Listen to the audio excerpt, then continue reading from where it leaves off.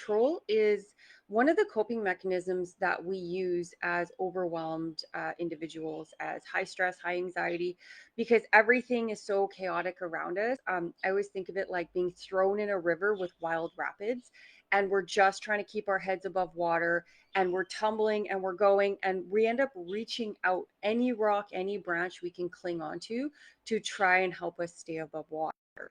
And one of those branches is control. So it's really, really important, first of all, to recognize that we are control freaks. We definitely, especially if you're still in that overwhelm, you're still fighting that battle, having that struggle. Um, I can almost guarantee you have some control issues that you need to deal with.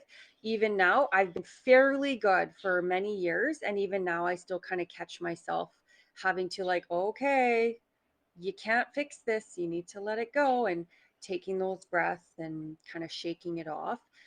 So, this is a big one because life happens. Life always happens. Things always, nothing goes according to plan, right? So, especially with it being the weekend, I just want to give this friendly reminder.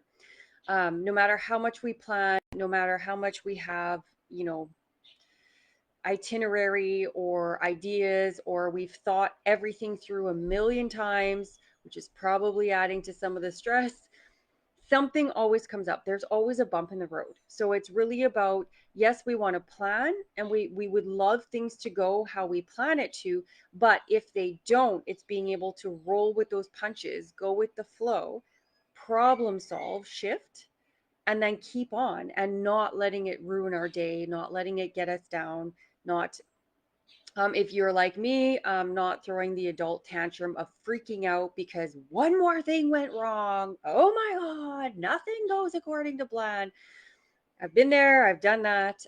So, yeah, this is kind of just that friendly reminder of, you have to ask yourself, can I fix it? Especially like you're stuck in traffic.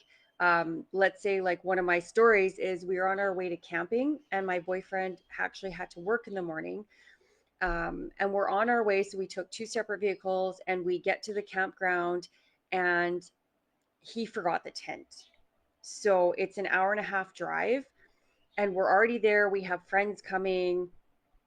So he actually had to drive back to the house to grab the tent to bring it back. And so me and the dogs, it was actually pouring outside, and we just sat in the truck for 3 hours waiting for him to get there. And of course, he gets there, it's pitch black. Now we're trying to set up this tent, still raining, and it was a big old mess. But it was one of those, what are you going to do? The tent has already been forgotten. Being pissed off about it doesn't make the tent magically reappear. Yelling at him doesn't make him go get the tent faster. It is what it is. So what could I do? I could either go with him to grab the tent, which is just unnecessary, or I could just wait. I could have maybe found a restaurant or something, but what else was I going to do? So I had my book with me. I always bring my books camping. So I just read my book. Dogs are happy in the truck. And it was what it was.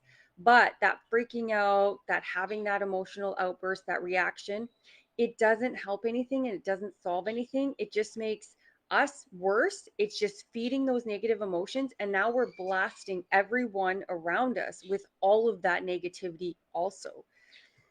It helps nothing, right? In that moment, maybe temporarily for 30 seconds, you feel better because you've just, like, again, emotionally blasted someone, and you feel better for venting and raging and getting it off your chest.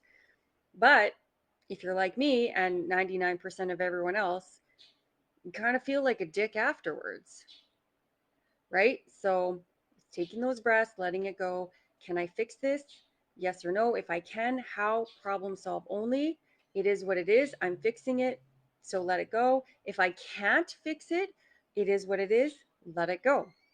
So it's about shifting from having that real emotional reaction, that outburst, and either I will fix it and then problem solve, no more worries, or I'm going to let it go because I literally, what else are you going to do? Literally. Again, reminding yourself, having this anger, having these outbursts, yelling, throwing an adult tantrum. And I say that politely because, yes, I was basically a giant toddler throwing tantrums for 10 years. So that's why I joke about that, because that's kind of what we do. We throw adult sized tantrums. Doesn't help anything. It just makes everything worse. And these are the things we want to make our lives better, not worse, right? So I hope this helps.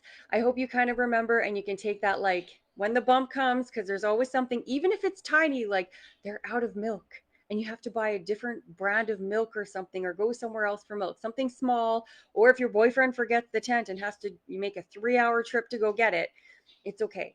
If there's a problem, you can fix it. If not, it'll be what it'll be, and let it go.